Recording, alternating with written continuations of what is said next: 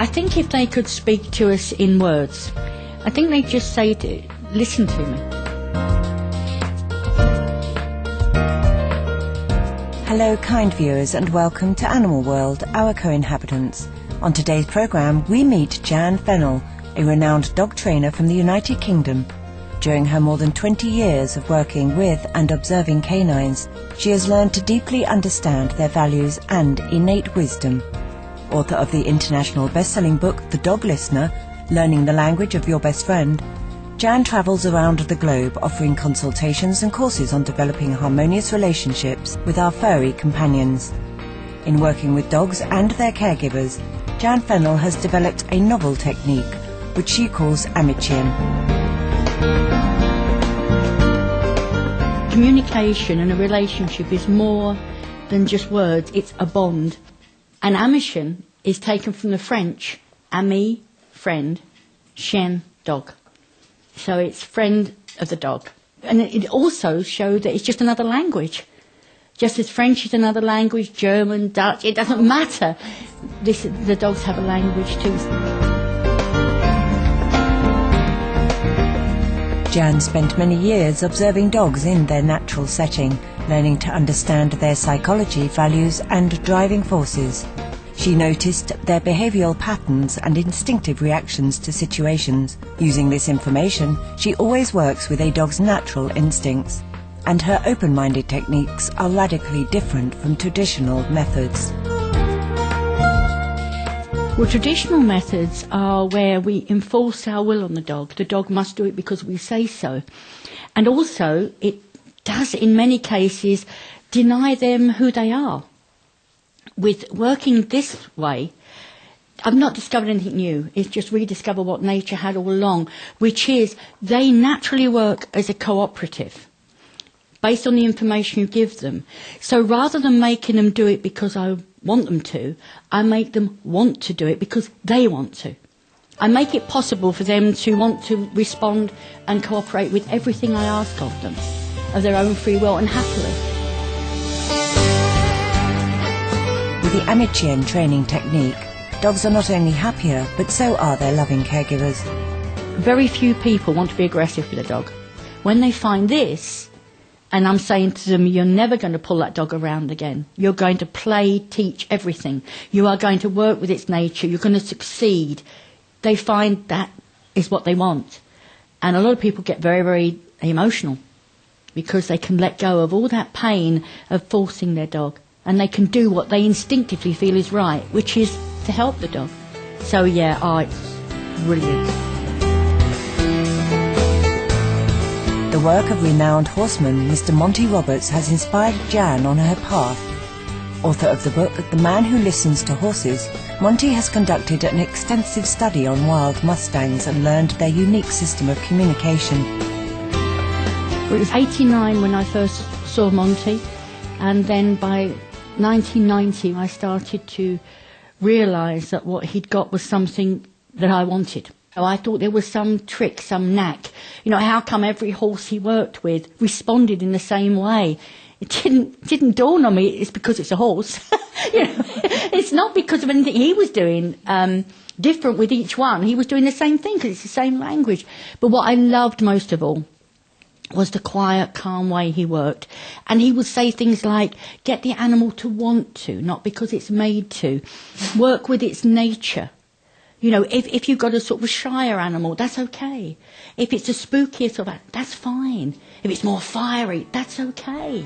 You know, never deny the animal being who it is. Impressed by Monty's ability to quickly establish a harmonious relationship with every horse, Jan strived to do the same in her work with dogs. I looked to Monty for guidance and looked how he had learnt the language of the horse, which was to watch and observe, just quietly letting them show him the language of free living animals. So I had to study canines living free of humans. And of course that was film and television work. You know, he's made in documentaries. We couldn't have done it without modern cameras and equipment because you couldn't get in close enough to actually see what was going on. And as the patterns started to emerge, by nature, dogs live in groups or packs, and each pack has a leader. Dog leaders carry out their important role with great compassion and dignity. I saw that leadership really is about responsibility for the others. It's not about domination or authority and all that type of thing. It's about being responsible for the rest of the pack. I began to see how leaders in their world are very patient. They're very loving. Because they only survive if their pack survives. So it's within their interest to cooperate. They move as one. They pick up on each other's very thinking. And especially when you're non-verbal, you do that more. We all like to know where we stand, and so does the dog. So that is one of the things that the leaders will establish, this pecking order, which is really safety for them. You know, I know where I stand. That's good.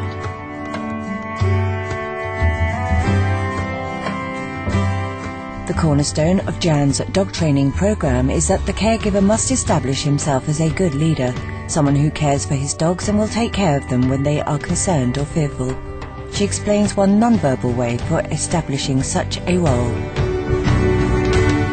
A leader will actually carry themselves kind of, yeah, I can do this, and ignore undesirable behaviour. I mean, if somebody was to go up to our Queen and go, "Hello, Liz," you can't imagine her retaliating in any way.